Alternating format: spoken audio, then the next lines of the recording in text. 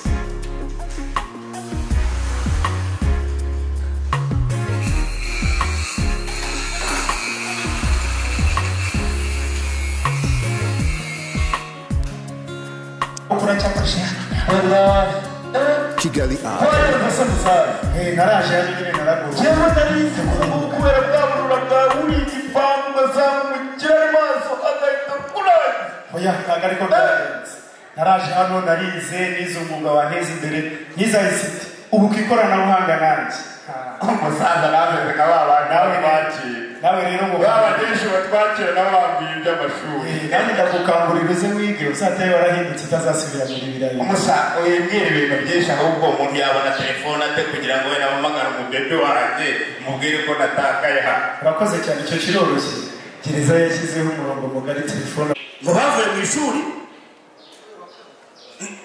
ngo yabaye indaya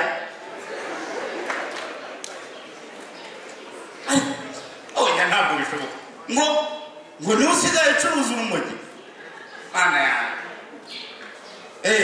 oya ntabwo bishoboka oya rwose oya ntutesembuze ihangane rwose ihangane uzana telefoni iminota yanjye yarangiye uzana iminota yanjye yarangiye abaye byagenze gutse yanze gucamo se akubwira inkuru mbise mbwira rwose kugira inama y'akagabo uzi byabaye musaza ngo bimeze bite umukobwa wanjye ngo yabaye indaya umuhungu wanjye ngo niwe usigaye yirirwa acuruza urumogi n'imyaka y'urumogi mbega ibyanjye byabaye iyo mpamvu rero ahubwo reka mubwire wambwiye iby'amashuri njyana njye kwiyandikisha nigire mu ishuri nzaje hano niteza imbere reka mujyane muri tiveti rwose kora ahangaho bari wenda wira bintu wabireka ukabivuma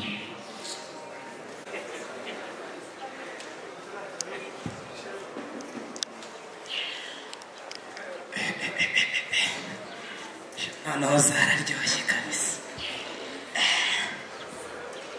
aka kawiti Benisi sana mana yazatugirira kanze ngacome naniye rwose uyu mugabo yajya gufu bana barananiye ariko ndaza kugapisika nisome ijambo wenda hari mana yazatwibuka ikatugirira neza ariko abana barananiye ariko burya zarakuryohanye mana iyo miziki ni ibigiko nta kibiri cyose mana hoya mana wewe nokongirira neza mana nzajya gusenga wewe ndebe ko nagirirwa ubuntu ariko ubundi rwose birangiye umusaza vie mama umusa mama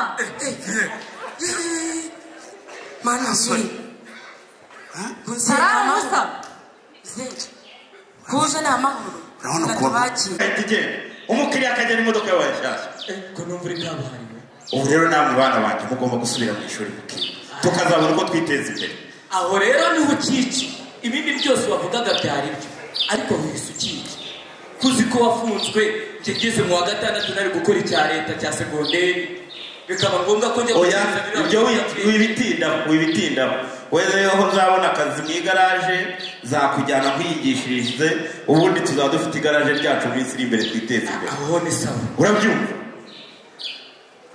hanyuma mushiki wawe nawe usubire mu ishuri wige rwose ariko papa urambwira ngo nsubire mu ishuri nagarukiye mu wa kane segonderi abo twiganye bose baransize ngo nsubire mu ishuri ubu se nagiye kwicuruza njya kwigira indaya kubera ko atari ingaruka zo gucuruza ibiyobyabwenge kwawe oya nanjye nabyemeye ariko nawe subira mu ishuri papa nanjye musaza wanjye niba yemeye kwiga mekanike nanjye najya kwiga hoteleri ariko uranjyana kwiga muri gereza hahandi wigisha rero mwana wa ntabwo rero amashuri arahari muri gereza bigisha abakoze ibyaha bakagenda bagiye kugororwa hanyuma bamara kubagorora bakanabigisha bagasohoka barahindutse uzajya muri gereza se uzaba ugiye kugororwa nawe amashuri arahari n'imbere none rero ubu ejo mu gitondo ndatangira nandike ndepoza ndebe ko nabona akazi imana ishimwe ariko rero nanjye nabyumvise niba nigeze kubyumva kuri radiyo bavuga ngo hari ahantu bakeneye umukozi muri ibyo bintu wize ikibazo mfite se umuntu wize muri gereza use wabishobora ntabwo ni hehe aho ni hehe nabyumvise ngo ahantu hari garaje bakeneye umukozi umwe kuri garaje ngo icyizere ahantu hirya hari witinda aho ngaho ndahita nandika depoze ni gasanzwe aho ngaho niho ndi busaba akazi kandi ndabyizeye barakama ko nize neza wibuke kuzababwira tukajyana mwinyereza aho ngaho avenge kwanjye Imana ishimwe ni ukuri habwa icyo wayishubije amasengesho gutwikira hanze wowe ndetse biga n'indimi zo ku isi yose. Ikindi ushobora guhitamo kwiga kudoda, gutunganya imisatsi, ikoranabuhanga ndetse no gukanika imodoka n'ibigendanye nabyo. Aribyo nize, ariyo mpamvu naje kubasaba akazi. Tukiri aho nubaye umunyamahirwe yo kubona aka kazi ni byiza. None se nk'umuntu uvuye muri gereza wigiye muri gereza ukaba ugize n'amahirwe yo guhita ubona akazi, aka kazi ubonye wumvaga utarakabona, inzozi zawe wumvaga uramutse ukabonye kakumarira iki, kakugeza ku ki? Murakoze. Ubundi nk'uko nabibabwiye, kugira ngo njye muri gereza nacuruzaga ibiyobyabwenge nkanabimwe. Ngezemo rero naragorowe ndumva njya no mu ishuri. Nk'uko mumbaje rero, ikintu cya mbere akazi kazamfasha kazatuma nteza umuryango wanjye imbere ndetse n'igihugu cyanjye. Ikindi kandi kiyongeraho ni uko abakiriya bazaza batugana bazataha bishimye. Urakoze. Noneho nakwifuza amahirwe masa, akazi ni kuwa mbere mu gitondo, akeka mwagira umunsi mwiza. Murakoze. Mutaragenda ubwo abandi amanota tugiye kuyamanika murareba kuri afishaje. Mwakoze kwitabira. Now that you still have time in prison, what are you planning to do to make use of your training? Thank you. Now I'm assisting since I finished in the first attempt. I've been assisting my knowledge, the knowledge I got, passing it to the others who study ICT. I'm assistant teacher now, the ICT class. And I want you to just to tell us a little bit how you feel by now holding a certificate of ICT. I'm so happy. I'm even nervous. I'm shaking. I'm proud of it because it's something I've been wanting to do way back. I didn't have the time and capacity to do this. Anyway, when I was out, my mind was not going on study. I was only focusing on the crime I was creating. I wasn't focusing on other things.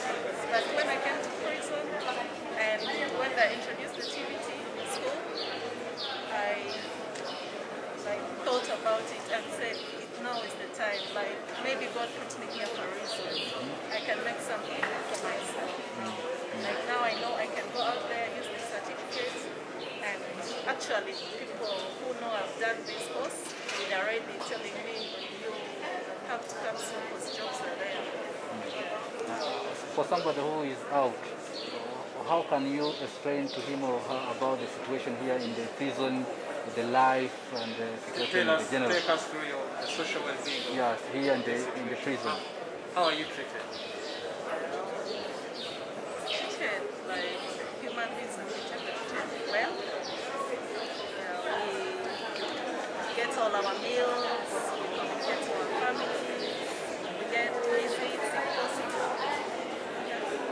Can you clear the air about people who say that you're mistreated, you're tortured, the life is tight here? Just clear that out. Actually, I've been in this prison Nyarugenge for like all these years. I've not seen anybody being tortured, and we're not tortured.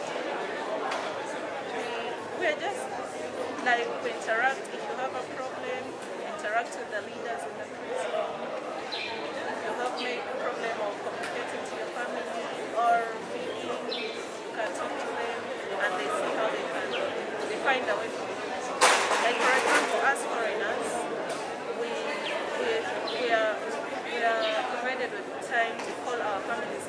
from the people who are calling around the country. Like we call for extra time, and every month we'll be talking to families. And lastly, any message to people who are still engaged in drug trafficking? What is the magnitude of this crime and what are the repercussions? Well, they are wasting their life. That's the first thing I can say. Drugs, most of the people who are consuming the drugs